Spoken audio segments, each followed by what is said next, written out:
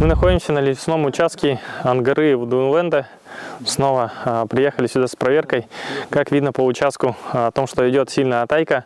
Техника вся тонет, ржавеет. На участке опять всего лишь один охранник. Охранник, к сожалению, не говорит, на кого работает. Трудовой договор не предоставляет. Где находится офис Ангары Вдунвенда в Тамоте, тоже не говорит. Почему такая скрытность, не совсем понятно.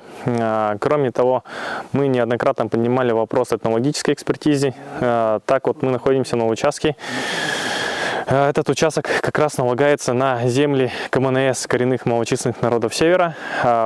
Что приходит земля коренных народов Севера, вот можно посмотреть, то есть приходит в негодность. Между тем, ответ до сих пор не дан, проведена ли этнологическая экспертиза, заключены ли договора с малочисленными народами, к чему приводит, можно сказать, изменение земного ландшафта, можно было узнать по Енгри, там, где у нас в этом году погибли олени на золотовыдобытческом участке, однако тоже никаких мер со стороны правительства не принято.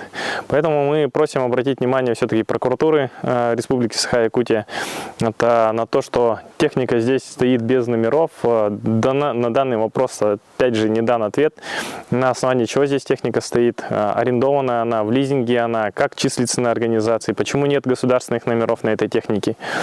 Работник здесь, который тоже почему-то скрывает, на кого он работает, есть ли у него трудовой договор, отсутствует у него трудовой договор, на каких основаниях он тоже здесь находится, где офис в Тамоте, также не говорит, зачем такая скрытность, если организация, как нам заявляет руководство республики, работает в открытую и является одним из крупных инвесторов.